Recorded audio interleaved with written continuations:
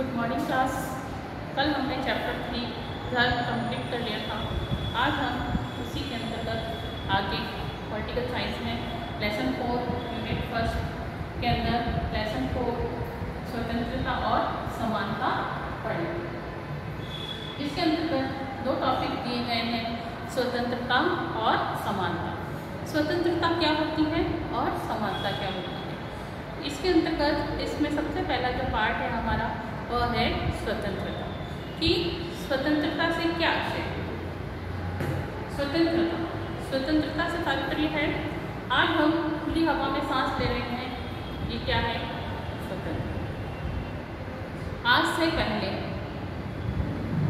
कम से कम 74 साल पहले हमारा देश क्या था, स्वतंत्र नहीं हुआ, वह अंग्रेजों का गुलाम। आज हमने इसी साल 74वां स्वतंत्रता दिवस मनाया है, यानी हमें अंग्रेजों की गुलामी से आज़ाद हुए आज 74 वर्ष हो गए। तो उस समय जब भारत गुलाम था और आज जो है भारत आज़ाद है, आज हम अपने विचार प्रस्तुत करने के लिए आज़ाद हैं, आज हम कहीं भी आने जाने के लिए आज़ाद हैं, किसी भी प्रकार की हमारे ऊपर कोई रोक नहीं है। साथ ही साथ हम राजनीति विज्ञान के अंदर अगर हम स्वतंत्रता को पढ़ते हैं तो स्वतंत्रता एक प्रकार से अधिकार के रूप में भी दिया गया है। संविधान के अंतर्गत जब हम मूल अधिकारों को पढ़ते हैं तो मूल अधिकारों के अंतर्गत जो स्वतंत्रता है वह हमें अधिकार के रूप में प्राप्त हुई है। कि स्वतंत्रता का अधिकार क्या होता है, व्यक्ति को अपनी स्वतंत्र इच्छाएं रखना, स्वतंत्र कार्य करना, किसी भी प्रकार से उसके अंतर्गत रोक टोक न होना। इस प्रकार की अलग अलग स्वतंत्रताएं दी हैं। लेकिन इस यूनिट के अंतर्गत, यूनिट 1 के अंतर्गत हमारी जो लेसन 4 है वह है स्वतंत्रता और समानता। इसमें हमें स्वतंत्रता से अभिप्राय क्या है, तो स्वतंत्रता का अर्थ क्या है। स्वतंत्रता जो है वह अगर हम बात करें कि स्वतंत्रता जो शब्द है वह किससे बना है, तो स्वतंत्रता जो शब्द है वो अंग्रेजी भाषा के लिबर्टी नामक शब्द से बना है। किससे बना है, लिबर्टी।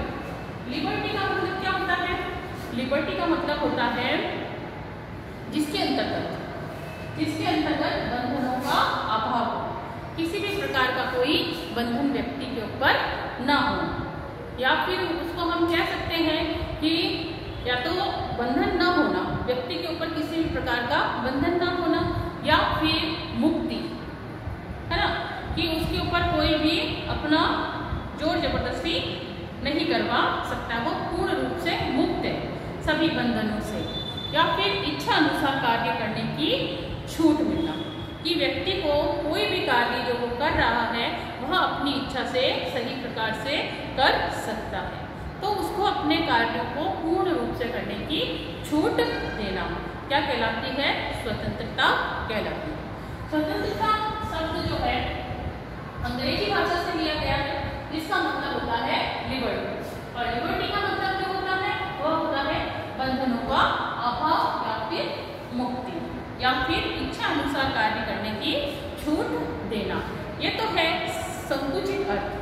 कम शब्दों में अगर हम बात करें तो हम कम शब्दों के अंदर स्वतंत्रता का अर्थ बता सकते हैं कि लिबर्टी है, लिबर्टी अर्थात बंधनों का अभाव अथवा मुक्ति।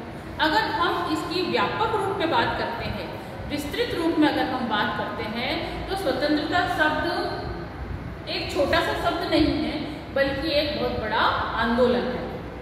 हम स्वतंत्रता को शब्द के रूप में नहीं ले सकते, क्योंकि स्वतंत्रता जो शब्द है वह एक आंदोलन के रूप में हमारे देश में शुरू हुआ था। आपने सुना होगा महात्मा गांधी के बारे में। महात्मा गांधी ने बहुत सारे आंदोलन चलाए, भारत छोड़ो आंदोलन, सविनय अवज्ञा आंदोलन, है ना। तो ये क्या था, अगर हम इसकी विस्तृत रूप से बड़े रूप में अगर हम व्याख्या करते हैं तो इसका तात्पर्य होता है एक प्रकार से स्वतंत्रता शब्द नहीं है बल्कि ये क्या है, एक बहुत बड़ा आंदोलन है। भारतीय राष्ट्रीय आंदोलन में असंख्य लोगों ने क्या करा था भाई, इसमें अपने प्राण न्यौछावर कर दिए थे स्वतंत्रता के लिए। अगर हम भारत के अंतर्गत देखें, पुरानी आज 74 साल पहले की बात करें, है ना, 100 साल पहले की बात करें, तो उसके अंदर हमें पता चलेगा कि स्वतंत्रता कोई आसानी से मिली हुई चीज़ नहीं है। स्वतंत्रता के लिए ऐसे बहुत से देशभक्त हुए जिन्होंने अपने प्राणों को न्यौछावर कर दिया है, और उनके प्राणों को न्यौछावर करने के उपरांत ही आज हम जो है खुली हवा में सांस ले रहे हैं। ऐसे बहुत से लोग हुए हैं, जैसे महात्मा गांधी है, पंडित जवाहरलाल नेहरू, इनके नाम तो आपने सुने ही होंगे। लेकिन ऐसे देशभक्त जो शहीद हुए, जैसे भगत सिंह है, सुखदेव है, और भी आजाद सुभाष चंद्र बोस हैं, तो ऐसे बहुत से बिस्मिल्ला हैं, है ना। तो इसके अंतर्गत ऐसे बहुत से लोग हैं जिन्होंने अपनी प्राणों को क्या करा है, त्याग दिया है, न्यौछावर कर दिया है देश के लिए। तो अगर हम बात करें, और वह उनकी जो स्वतंत्रता प्राप्ति का जो उन्होंने मार्ग जो अपनाया था, वह कैसा मार्ग था, पवित्र मार्ग था, और अपने प्राणों को न्यौछावर कर दिया था। अगर अमेरिकी स्वतंत्रता संग्राम हो या फिर फ्रांस की राज्य क्रांति हो, सभी का केंद्र बिंदु का जो है मेन जो पॉइंट रहा है वो क्या रहा है, स्वतंत्रता प्राप्ति। ऐसा नहीं है कि हमारा देश ही स्वतंत्र हुआ है, इससे पहले और भी क्रांतियां हुई हैं। फ्रांस की क्रांति हुई है, अमेरिका में भी क्रांति हुई थी। किसके लिए हुई थी, अपनी आजादी के लिए, कि व्यक्ति आजादी से जीवन यापन कर सके। तो उसका जो केंद्र बिंदु है, क्रांति का जो केंद्र बिंदु रहा है वह हमेशा से, और हर देश का अगर हम इतिहास देखें तो उनका केंद्र बिंदु जो रहा है वह रहा है स्वतंत्रता। तो एक सभ्य राज व्यवस्था की प्रथम कसौटी एवं लोकतंत्र बीज मंत्र मानी जाने वाली यह एक असाधारण मनुष्य में जितनी महत्वपूर्ण होती है वह आवश्यक भी है कि कोई भी व्यक्ति जो है लोकतंत्र के अंदर, लोकतंत्र से आप तात्पर्य क्या है आप जानते हैं, लोकतंत्र से यानी कि जिसके अंदर व्यक्ति अपने बातें कह सके। अगर हम लोकतंत्र की डेफिनेशन बताएं तो सरल भाषा में हम क्या कहेंगे, जनता का जनता के लिए, जनता के द्वारा किया गया शासन लोकतंत्र है, अब्राहम लिंकन ने कहा। इसी प्रकार से और भी विद्वान हुए हैं, जिनमें पैट्रिक हेनरी भी एक विद्वान है, जिन्होंने स्वतंत्रता को परिभाषित करते हुए अपने शब्दों में लिखा है। उन्होंने कहा है, मुझे स्वतंत्रता दीजिए या फिर मृत्यु, या तो मैं देश के काम आ जाऊं, देश की अच्छाई के लिए काम आ जाऊं, या तो मुझे स्वतंत्र कर दीजिए, और अगर आप मुझे स्वतंत्र नहीं कर सकते हैं तो आप मुझे मृत्यु दे दीजिए। तो ये किसने कहा, ये हेनरी ने कहा, पैट्रिक हेनरी के ये शब्द थे। वहीं अगर हम भारतीय विद्वान की बात करें, भारतीय राजनेता की बात करें, जो कि बाल गंगाधर तिलक के नाम से जाना जाते हैं, आपने नाम सुना ही है, बचपन से आप 6ठी-7वीं क्लास में से ये नारा सुनते ही आए हैं कि स्वतंत्रता मेरा जन्मसिद्ध अधिकार है और मैं इसे लेकर रहूं। ये किसने कहा था, ये बाल गंगाधर तिलक ने कहा था। आप लोग पहले भी पढ़ चुके हैं ये वाली कोटेशन, कोई पहली बार नहीं पढ़ रहे हैं। तो बाल गंगाधर तिलक का ये कोटेशन था स्वतंत्रता के लिए कि स्वतंत्रता जो है वह मेरा जन्मसिद्ध अधिकार है, यानी जब मेरा जन्म हुआ तब से ही मुझे स्वतंत्र मैं पैदा हुआ हूँ और स्वतंत्रता से ही जीवन यापन करना चाहता हूँ। तो उन्होंने कहा कि स्वतंत्रता जो है वह मेरा जन्मसिद्ध अधिकार है और मैं इसे लेकर रहूँगा। जब बाल गंगाधर तिलक भी देश के लिए आज़ादी की लड़ाई लड़ रहे थे, तब ये देश पूर्ण रूप से स्वतंत्र नहीं था, पूर्ण रूप से छोड़ो स्वतंत्र ही नहीं था, अंग्रेजों का गुलाम था। तो उन्होंने कहा अगर मुझे स्वतंत्रता नहीं मिलेगी, यह तो मेरा जन्मसिद्ध अधिकार है, अगर नहीं मिलेगी तो मैं इसे कुछ भी किसी भी प्रकार का संघर्ष करके इसे प्राप्त करूँगा। इसी के अंतर्गत एक और इतिहासकार हुए जिनका नाम है रिची। क्या नाम है, रिची। रीची एक इतिहासकार हुए, उन्होंने भी स्वतंत्रता पर अपने विचार प्रस्तुत करते हुए कहा कि जीवन के अधिकार के बाद साधारणतः स्वतंत्रता के अधिकार का नाम लिया जाता है। बहुत से व्यक्तियों के लिए प्राथमिकता और सबसे अधिक आवश्यक अधिकार है। इन्होंने क्या कहा कि व्यक्ति का जो जीवन है, जीवन के अधिकार जो हैं वह जीवन के जो अधिकार हैं वह बाद में साधारण स्वतंत्रता के अधिकार का नाम लिया जा सकता है। और बहुत से व्यक्तियों के लिए प्राथमिक यानी सबसे पहला जो रूप है वह क्या हो सकती है, स्वतंत्रता, और वह सबसे अधिक आवश्यक भी है, क्योंकि व्यक्ति बिना स्वतंत्रता के कोई भी कार्य नहीं कर सकता। जब तक व्यक्ति को कार्य करने की स्वतंत्रता नहीं होगी तो वह उस कार्य को बहुत अच्छी तरीके से लक्ष्य तक नहीं पहुंचा सकेगा। अगर हम आदर्श दृष्टिकोण की बात करें तो इसके अंतर्गत मनुष्य की स्वतंत्रता की जो खोज है मानव इतिहास के केंद्रीय धारा और मानव मात्र की सर्वश्रेष्ठ आकांक्षा रही है कि मानव को चाहिए, मनुष्य को चाहिए कि वह क्या हो, पूर्ण रूप से स्वतंत्र हो, और वह यह उसकी इच्छा भी है और आकांक्षा भी रही है कि वह पूर्ण रूप से किसी भी बंधनों में बंधा हुआ नहीं होना चाहिए, और वह अपनी आज़ादी के लिए, अपनी स्वतंत्रता के लिए हमेशा ही क्या करता आया है, प्रयत्न करता आया है, और आने वाले समय में भी वह प्रयत्नशील रहेगा। इसकी पूर्ति के लिए, अपनी स्वतंत्रता की पूर्ति की प्राप्ति करने के लिए, यानी उसको पूर्ण करने के लिए मनुष्य जो है कोई भी साधन को अपना सकता है। इसके लिए प्रयत्नशील रह सकता है, कार्य करने के लिए पूर्ण रूप से अग्रसर रह सकता है, आगे बढ़ सकता है, और यह अन्य साध्य की प्राप्ति के लिए साधन मात्र नहीं बल्कि स्वयं सर्वोच्च साध्य है। कि अगर हम किसी भी कार्य को करने के लिए हमारे पास क्या होना चाहिए, साधन होना चाहिए। उस कार्य को साध्य तक पहुंचने के लिए साधन की आवश्यकता होती है, तो वह साधन जो है वह साध्य की प्राप्ति के लिए अपने जीवन का सर्वोच्च बलिदान देने के लिए भी तैयार रहता है। तो ये तो था स्वतंत्रता का अर्थ और परिभाषा।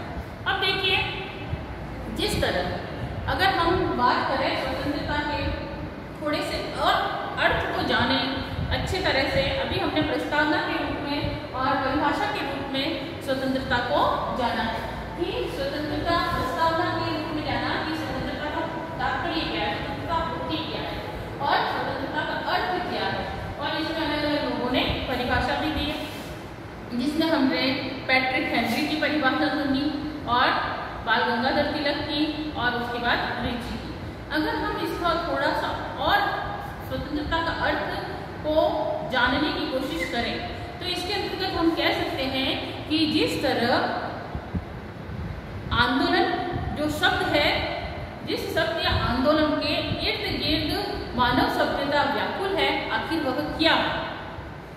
अगर आप स्कूल में बैठे हैं, क्लास में बैठे हैं, पढ़ रहे हैं, आपके इर्द गिर्द कुछ ना कुछ परिस्थितियां उत्पन्न होती हैं और कुछ ना कुछ आप करते रहते हैं, तो ऐसे ही पुराने समय में अगर हम मानव सभ्यता की बात करें तो मानव सभ्यता में पुराने समय में भी कई ऐसे आंदोलन थे जो मनुष्य के इर्द गिर्द चारों तरफ घूमा करते थे। केवल बंधनों का अभाव में स्वतंत्रता है। अगर हम किसी कार्य को कर रहे हैं और उसमें बंधनों का अभाव है, उसे मुक्त नहीं छोड़ा गया है, बंधनों में अभाव डाल दिया गया है ना। बंधनों का अभाव होगा, बंधन नहीं होगा, वह पूर्ण रूप से क्या है, स्वतंत्र है। तो क्या वह स्वतंत्रता है? तो मनुष्य परस्पर संघर्ष से ही नष्ट हो जाता। अगर ये बात होती तो मनुष्य जो है परस्पर आपस में ही एक दूसरे से संघर्ष करता रहता और वह नष्ट हो जाता। अगर हम बात करें कि सबल या सक्षम ही स्वतंत्रता होंगे, बाकी उनके अधीन, तो फिर स्वतंत्रता क्या?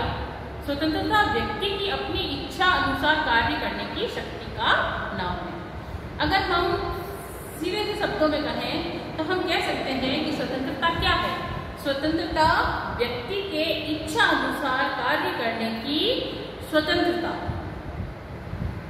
यानी कि व्यक्ति जो भी कार्य कर रहा है वह पूर्ण रूप से उस कार्य को करने के लिए क्या है, स्वतंत्र है। जैसे जैसे आप पढ़ना चाह रहे हैं, क्लास में पढ़ रहे हैं या फिर घर पे जाके पढ़ना चाहते हैं, तो आप उसमें पूर्ण रूप से स्वतंत्र हैं कि आप कभी भी पढ़ सकते हैं। ऐसा नहीं है कि आपको इसी टाइम पीरियड में पढ़ना है। अगर आप स्कूल आएंगे तो स्कूल के अंदर आपको टाइम नहीं पढ़ना है कि इस समय से इस समय के बीच में आपको ये विषय पढ़ना। लेकिन आप स्वतंत्र कब होंगे, जब आप घर पे आप स्टडी करते हैं तो स्टडी करने का आपका कोई ऐसा नहीं है कि इस टाइम आपको यही विषय पढ़ना है। तो आप क्या है, आप अपनी इच्छा अनुसार अपने कार्य को पूर्ण करने के लिए पूर्ण रूप से स्वतंत्र होते हैं। वह क्या कहलाती है, वह स्वतंत्रता कहलाती है। इसी दौरान दूसरे जो व्यक्ति हैं उन्होंने भी इसी स्वतंत्रता में कोई बाधा नहीं पहुंचे, यानी कि जब हम अपना कार्य कर रहे हैं, हम जब पढ़ रहे हैं या XYZ अगर कोई दूसरा कार्य भी कर रहे हैं तो उस कार्य को करते समय दूसरा कोई व्यक्ति हमसे बाधित न हो, परेशान न हो हमारे कार्य करने से, तो वह क्या कहलाएगी, वह स्वतंत्रता कहलाएगी। इसी बात को आगे बढ़ाते हुए स्वतंत्रता जो है दो विचारों पर प्रभाव डालती है। स्वतंत्रता के अंतर्गत दो विचार प्रस्तुत किए गए हैं, जिसके अंतर्गत पहला होता है बंधनों का अभाव, कि किसी भी व्यक्ति पर किसी प्रकार का बंधन ना होना क्या कहलाता है, बंधनों का अभाव कहलाता है। वहीं अगर हम दूसरी ओर बात करें तो दूसरी ओर कहा जाता है युक्ति युक्त बंधन का होना। क्या कहा है, युक्ति युक्त बंधनों का होना। अब इसे आप लोग थोड़ा सा ध्यान से समझिए कि बंधनों का अभाव क्या होता है और युक्ति युक्त बंधन होना क्या होता है। तो बंधनों का अभाव तो एक प्रकार से कि आपको कार्य करने के लिए स्वतंत्र छोड़ दिया और उसमें किसी भी प्रकार का कोई भी व्यक्ति इंटरफेयर नहीं करे, तो यहाँ तो ये क्या हो गया, बंधनों का अभाव हो गया। यहाँ आपके ऊपर कोई भी व्यक्ति जो है बंधन नहीं लगाएगा कि आप किस कार्य को इस प्रकार क्यों करें। तो ये तो होता है बंधनों का अभाव। अगर हम दूसरी बात करें युक्ति युक्त बंधनों का होना, युक्ति युक्त बंधनों से तात्पर्य है जिस प्रकार से आप क्लास के अंदर बैठे हैं, कार्य तो करने के लिए आजाद हैं, पर आपका कोई टाइम पीरियड है, उस टाइम पीरियड में आपको पर्टिकुलर वही सब्जेक्ट पढ़ना है। तो ये क्या है, ये एक युक्ति युक्त है, ये आपके ऊपर युक्ति लगा दी गई है, आपका टाइम मैनेज कर लिया गया है। इसी के साथ अगर हम घर की भी बात करें तो हम पूर्ण रूप से कहीं भी आने जाने के लिए स्वतंत्र हैं, लेकिन क्या आप रात 11 बजे के बाद बाहर जा सकते हैं? नहीं। क्यों? क्योंकि हमारे ऊपर स्वतंत्र तो है पर हमारे ऊपर क्या है, युक्ति युक्त बंधन है। माता पिता के भी कुछ बंधन है जो हमें कहते हैं कि टाइमली आपको घर पर आना है, इस समय से इस समय तक आपको बाहर नहीं जाना है। तो वो क्या कहलाया, वो कहलाया युक्ति युक्त बंधन, यानी कि बंधनों का होना आवश्यक है, स्वतंत्रता तो आवश्यक है, परंतु उन बंधनों के अंदर उस कार्य को करने के लिए कुछ बंधनों में युक्ति युक्त होना। युक्ति युक्त यानी कि व्यक्ति जो है उसके ऊपर कुछ नियम कानून लगा दिए जाना, पूर्ण रूप से उसे स्वतंत्र नहीं करना। तो इस प्रकार से इसके अंतर्गत दो बात कही गई है। एक तो होता है बंधनों का अभाव, जिसके अंतर्गत पूर्ण रूप से क्या बताया गया है कि इसमें कोई बंधन ही नहीं है, पूर्ण रूप से ये बंधन से क्या है, बंधन का अभाव है इसके अंदर। और दूसरा जो है वह है युक्ति युक्त बंधन का, इसमें बंधन है लेकिन कुछ नियमों के अनुसार। आया समझ में? तो अब है इसको दो विचारों से प्रभावित करती है, स्वतंत्रता जो है दो विचारों को प्रभावित करती है, जिसमें पहला है नकारात्मक स्वतंत्रता और दूसरा है सकारात्मक स्वतंत्रता। क्वेश्चन आता है भाई स्वतंत्रता के प्रकार बताइए, तो उसके अंदर पहली जो स्वतंत्रता होती है वह होती है नकारात्मक स्वतंत्रता और दूसरी जो है वह है सकारात्मक स्वतंत्रता। तो इसके अंतर्गत हम पढ़ेंगे कि नकारात्मक स्वतंत्रता क्या होती है। नकारात्मक स्वतंत्रता से तात्पर्य, जैसा कि आपको पता चल रहा है, नकारात्मक नेगेटिव है ना। और सकारात्मक यानी पॉजिटिव, जिसमें पॉजिटिव चीजें होती हैं। तो और जिसके अंदर नेगेटिविटी होती है वह किस में आ जाएगी, नकारात्मकता में। तो नकारात्मक एक ऐसी स्थिति है जिसमें कोई बंधन नहीं होता, जिसमें कोई भी बंधन नहीं होता। अगर हम बात करें तो बंधनों का अभाव, बंधनों का अभाव जो है वो क्या है, एक प्रकार से नकारात्मक स्वतंत्रता। इसमें बंधनों का अभाव होता है या फिर कोई भी इस स्थिति के अंदर, नकारात्मक स्थिति के अंतर्गत जो है कोई भी बंधन नहीं होता है। व्यक्ति को मनमानी करने की क्या मिल जाती है, छूट मिल जाती है। वह अपना कार्य को अपने मन चाहे तरीके से पूर्ण कर सकता है। इसके अंतर्गत ऐसे बहुत से विचारक थे जिन्होंने इसमें अपनी परिभाषा दी और इसको स्पष्ट किया। इसके अंदर समझौतावादी विचारक जो थे हॉब्स, हॉब्स का नाम आपने पहले भी सुन रखा है। हॉब्स ने अपने विचार प्रस्तुत करते हुए नकारात्मक स्वतंत्रता के बारे में अपने विचार दिए। उन्होंने कहा कि स्वतंत्रता का अभिप्राय क्या बताया, निरोध या नियंत्रण का सर्वदा अभाव।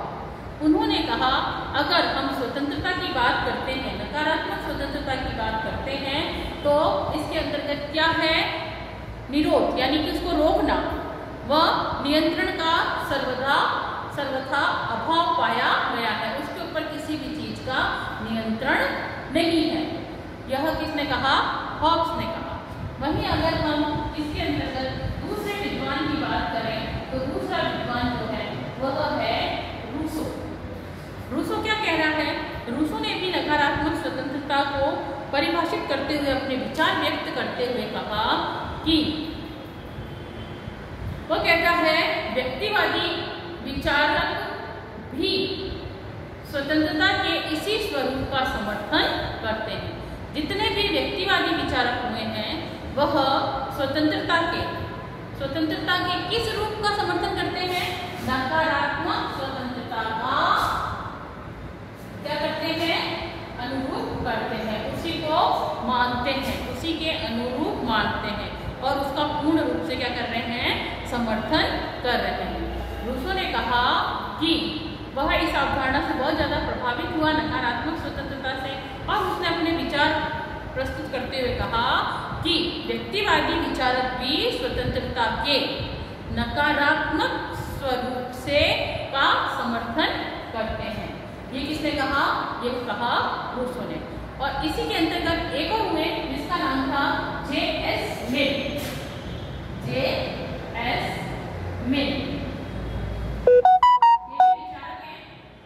जिन्होंने नकारात्मक स्वतंत्रता पर अपने विचार प्रस्तुत किए।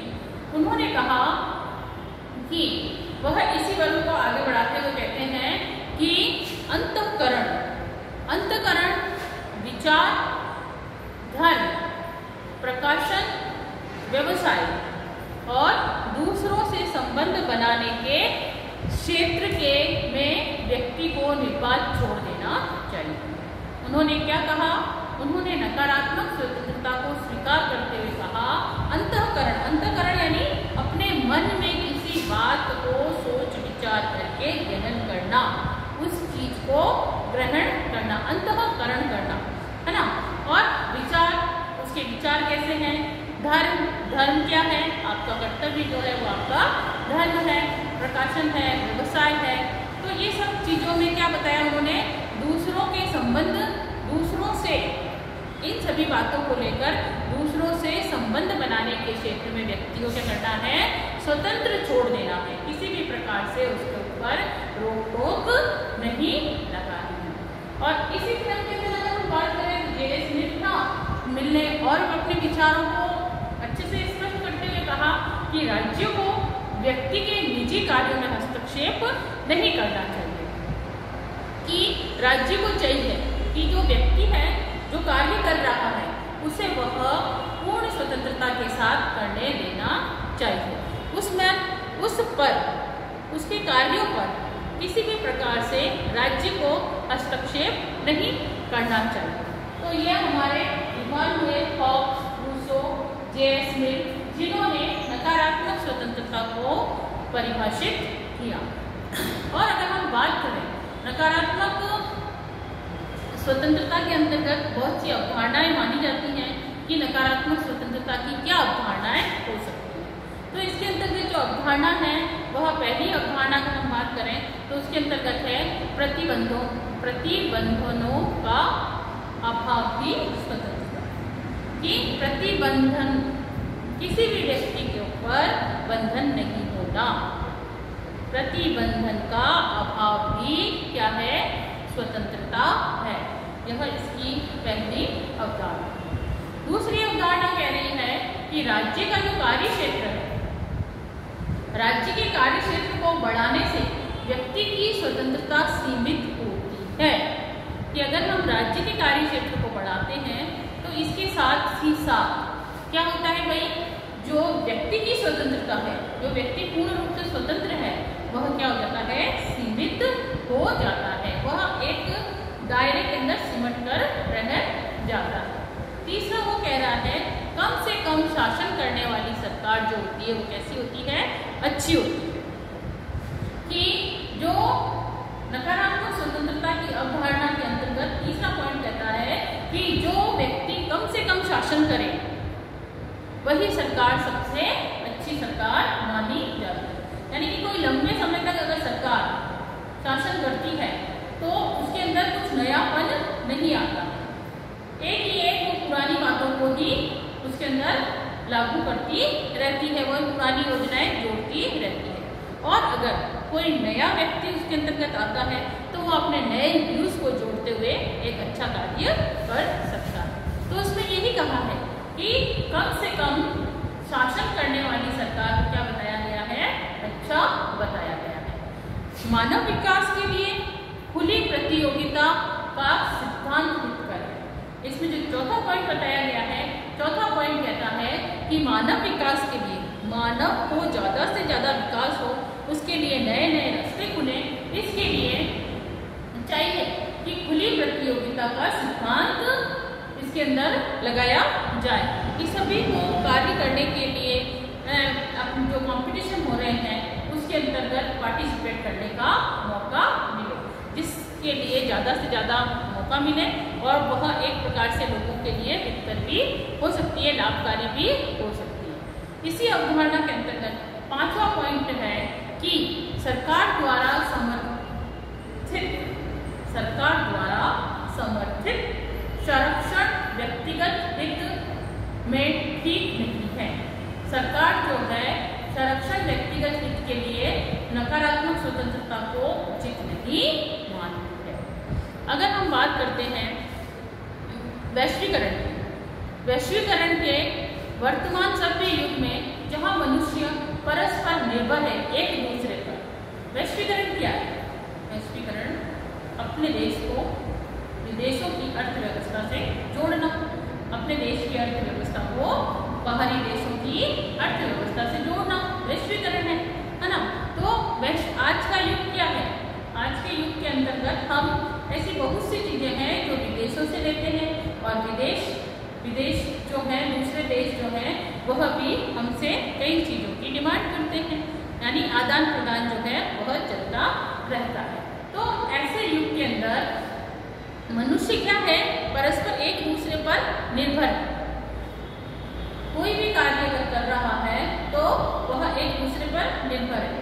किसी देश के पास किसी चीज की कमी है तो भारत उस कमी को पूरा कर देता है, और भारत के पास किसी चीज की कमी है तो वो दूसरे देश से लेकर उस कमी को फिलफुल कर देता है। तो यह आज का युग जो है वह परस्पर एक दूसरे पर निर्भरता का युग भी कहा जाता है। लेकिन अगर हम बात करें स्वतंत्रता का ये अर्थ तार्किक नहीं है। समाज में रहते हुए मनुष्य को चाहिए है कि वह अनेक मर्यादाओं का पालन करना पड़ता है। यह असीमित स्वतंत्रता का उपभोग नहीं कर सकता। वह जो है वह एक असीमित, एक होता है सीमित और एक होता है असीमित, यानी कि जिसके अंतर्गत संसाधनों का अभाव है, सीमित संसाधन मिलेंगे, और एक है जिसके अंतर्गत कोई संसाधनों का अभाव नहीं है, अनाप सारे संसाधन हमारे पास हैं।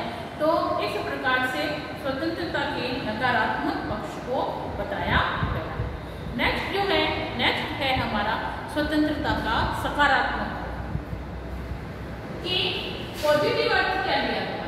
अगर हम स्वतंत्रता की बात करें तो सकारात्मकता का क्या अर्थ है? स्वतंत्रता के साथ जुड़कर, स्वतंत्रता के साथ जुड़कर सकारात्मकता के अंतर्गत क्या अर्थ निकलकर सामने आता है। तो देखिए, मनुष्य जो है वह अपने लिए उन परिस्थितियों का निर्माण करता है जो उसके विकास के साथ साथ नागरिकों के लिए भी ऐसी परिस्थितियां गढ़ सके। यानी कि मनुष्य जो चाहता है, मनुष्य जो है वह ऐसी परिस्थितियों का निर्माण करता है जिससे क्या हो, उसका विकास हो और साथ ही साथ नागरिकों का भी विकास हो, देश में रह रहे अन्य नागरिकों का भी विकास हो। इसी के अंतर्गत स्पेंसर एक विद्वान थे। स्पेंसर विद्वान ने अपने विचार प्रस्तुत करते हुए कहा कि प्रत्येक व्यक्ति को चाहिए, प्रत्येक व्यक्ति वह सब करने के लिए स्वतंत्र है जिसकी वह इच्छा करता है। यदि वह इस दौरान अन्य व्यक्तियों की समान स्वतंत्रता का हनन नहीं करता, यानी कि स्पेंसर कह रहे हैं कि सभी व्यक्ति, प्रत्येक व्यक्ति वह सब कुछ करने के लिए, कुछ भी कार्य करने के लिए स्वतंत्र है जो उसकी इच्छा है, जो उसका मन करता है कार्य करने के लिए, वह सब कुछ करने के लिए क्या है, स्वतंत्र है। लेकिन जब वह कार्य कर रहा है तो उस कार्य से किसी दूसरे की स्वतंत्रता का हनन नहीं हो, दूसरे की स्वतंत्रता बाधक नहीं हो, परेशान ना हो। ये कहा स्पेंसर ने कि व्यक्ति सभी प्रकार से कुछ भी कार्य करने के लिए स्वतंत्र है जो वह इच्छा रखता है स्वतंत्र रूप से कार्य करने की, परंतु उसके स्वतंत्र रूप से कार्य करने के लिए उसके द्वारा कोई दूसरे व्यक्तियों की स्वतंत्रता का हनन न हो। यह किसने कहा? यह कहा स्पेंसर ने। वहीं एक और विद्वान हुए जिनका नाम है पेन। क्या नाम है? पेन। ये भी एक राजनीतिक विचारकों के अंतर्गत इनका नाम आता है। उन्होंने स्वतंत्रता को अपने शब्दों में स्पष्ट करते हुए कहा कि स्वतंत्रता उन बातों को करने का अधिकार है, स्वतंत्रता जो है वह उन बातों को करने का अधिकार है जो दूसरों के अधिकारों के विरुद्ध नहीं हो। यानी कि जो भी व्यक्ति है, जो भी विद्वान है, वह स्वतंत्रता को अगर स्पष्ट करते हैं, अपने विचार देते हैं, वह सब यही कहते हैं कि कोई भी व्यक्ति स्वतंत्र कार्य करने के लिए पूर्ण रूप से स्वतंत्र है, परंतु उसकी स्वतंत्र रूप से कार्य करने के प्रति दूसरों की स्वतंत्रता का हनन न हो, उसके अधिकारों के विरुद्ध न हो, उसके कार्यों में रुकावट न बने हमारी स्वतंत्रता। तो वह स्वतंत्रता क्या कहलाती है? सकारात्मक स्वतंत्रता कहलाती है। महात्मा गांधी स्वतंत्रता के नियंत्रण के अभाव के रूप में ही नहीं, बल्कि व्यक्तित्व के विकास की अवस्था की प्राप्ति के रूप में भी देखे जाते हैं। अगर हम गांधी जी की बात करें तो गांधी जी ने कभी भी स्वतंत्रता के लिए कोई नियंत्रण की बात नहीं करी। उन्होंने नियंत्रण के अभाव के रूप में व्यक्ति को क्या कहा है? व्यक्ति के विकास को आगे बढ़ाने की बात करी है। और स्वतंत्रता का अगर हम सकारात्मक रूप देखते हैं तो यह इसका जन्म जो है ये उन परिस्थितियों में हुआ है जो व्यक्ति के लिए एक उन्मुक्त जीवन जीने या फिर जीवन को सुरक्षित रख सके, उसके लिए कार्य करती है। तो स्वतंत्रता के सकारात्मक पक्ष के अंतर्गत भी अलग अलग बातें कही गई हैं, अलग अलग अवधारणाएं बताई गई हैं। जिस प्रकार से नकारात्मक स्वतंत्रता के अंदर अवधारणाएं, 5 अवधारणाएं बताई गई थी, उसी प्रकार से सकारात्मक स्वतंत्रता के अंतर्गत भी इसकी कुछ अवधारणाएं बताई हैं जो कि निम्न है। जैसा पहला है कि स्वतंत्रता पर युक्तियुक्त प्रतिबंध आवश्यक है, कि व्यक्ति के ऊपर स्वतंत्रता कैसी होनी चाहिए?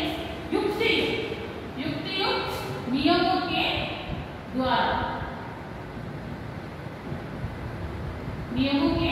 द्वारा। व्यक्ति जो है वो स्वतंत्र तो होना चाहिए, लेकिन उसके ऊपर कुछ नियम कानून लगे हुए होने चाहिए। पूर्ण रूप से व्यक्ति को स्वतंत्र नहीं रखना चाहिए। सकारात्मक स्वतंत्रता कह रही है कि व्यक्ति को स्वतंत्रता दी गई है, परंतु उसके ऊपर कुछ नियमों को लागू करने के लिए भी आवश्यक माना गया है कि व्यक्ति कार्य करे पर नियमों के अनुसार, यूं नहीं अपनी मर्जी को वह कार्य एनी टाइम करता रहे। तो युक्ति युक्त होना आवश्यक बताया गया है। दूसरा पॉइंट जो बताया है वो बताया है समाज और व्यक्ति के हित परस्पर निर्भर होते हैं। अगर हम व्यक्ति और समाज की बात करें तो व्यक्तियों से मिलकर ही समाज का निर्माण होता है। तो व्यक्ति और समाज दोनों आपस में एक दूसरे से क्या है, निर्भर है, एक दूसरे पर डिपेंड है, या फिर एक दूसरे के पूरक भी कहे जा सकते हैं।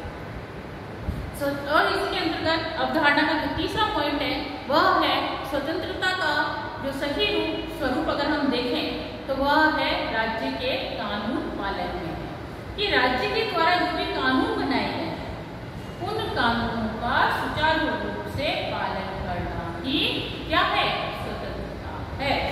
कि हम व्यक्ति देश के जितने भी नागरिक हैं वह क्या है, वह पूर्ण रूप से स्वतंत्र हैं, लेकिन जो देश के अंतर्गत जितने भी कानून बनाए गए हैं उन कानूनों का हमें क्या करना है, पालन करना है। चौथा पॉइंट इसके अंतर्गत बताया गया है कि राजनीति और नागरिक स्वतंत्रता का मूल्य आर्थिक स्वतंत्रता के बिना निरर्थक है। अगर हम स्वतंत्रता के मूल्य को अगर हम स्पष्ट करते हैं तो स्वतंत्रता का मूल्य राजनीति एवं नागरिक की स्वतंत्रता में सबसे मेन जो माना जाता है वह मानी जाती है आर्थिक स्वतंत्रता। आर्थिक स्वतंत्रता का तात्पर्य है कि व्यक्ति किसी भी प्रकार का कार्य करने के लिए पूर्ण रूप से स्वतंत्र है। रोजगार प्राप्त करने के लिए वह पूर्ण रूप से स्वतंत्र है। ऐसा नहीं है कि बहुत ज़्यादा पढ़ा लिखा व्यक्ति छोटा काम नहीं कर सकता, या फिर छोटा व्यक्ति किसी बड़े काम को नहीं कर सकता। तो इसके अंतर्गत जो आर्थिक स्वतंत्रता है, अगर आर्थिक स्वतंत्रता नहीं होगी तो यह स्वतंत्रता क्या कहलाएगी, निरर्थक कहलाएगी। आर्थिक स्वतंत्रता के बिना व्यक्ति और राजनीतिक स्वतंत्रता का मूल्य क्या है, निरर्थक है, कोई उसका अर्थ नहीं है। वहीं इसका जो पांचवा पॉइंट है वह कह रहा है कि स्वतंत्रता के अस्तित्व को स्वीकारने के लिए दूसरों की स्वतंत्रता को मान्यता देना आवश्यक है। कि अगर हम स्वतंत्रता को स्वीकार रहे हैं, स्वतंत्रता को अपना रहे हैं, तो हमें चाहिए कि हम दूसरों को भी उतनी ही स्वतंत्रता दें अपने कार्यों को करने के लिए, अपनी बातों को कहने के लिए। तो स्वतंत्रता का अस्तित्व स्वीकारने के लिए हमें दूसरों को भी स्वतंत्र रूप से मान्यता देना जरूरी है। तो ये था हमारा सकारात्मक स्वतंत्रता की अवधारणा। इसके अंतर्गत 5 अवधारणाएं सकारात्मक स्वतंत्रता की हैं और 5 अवधारणाएं नकारात्मक स्वतंत्रता की हैं। तो ये था स्वतंत्रता की प्रस्तावना। उसके बाद स्वतंत्रता का अर्थ जो हमने किससे लिया है, अंग्रेजी भाषा से लिया है, और अंग्रेजी भाषा के लिबर्टी शब्द से स्वतंत्रता बनी है, जिसका मतलब होता है बंधनों का अभाव या फिर से मुक्ति। इसकी परिभाषा अलग अलग लोगों ने अलग अलग दी है। इसमें बहुत सिंपल सी परिभाषा, हमेशा याद रहने वाली परिभाषा जो है वो गंगाधर तिलक की है, जिसमें उन्होंने क्या कहा है, गंगाधर तिलक ने कहा है स्वतंत्रता मेरा जन्मसिद्ध अधिकार है और मैं उसे लेकर रहूंगा। और स्वतंत्रता पर 2 विचार प्रभाव डालते हैं, एक है बंधनों का अभाव और दूसरा है युक्ति युक्त बंधन का होना। एक है नकारात्मक स्वतंत्रता और दूसरी है सकारात्मक स्वतंत्रता। यहाँ तक आपको समझ में आ गया। अब हम स्वतंत्रता के प्रकार पढ़ेंगे।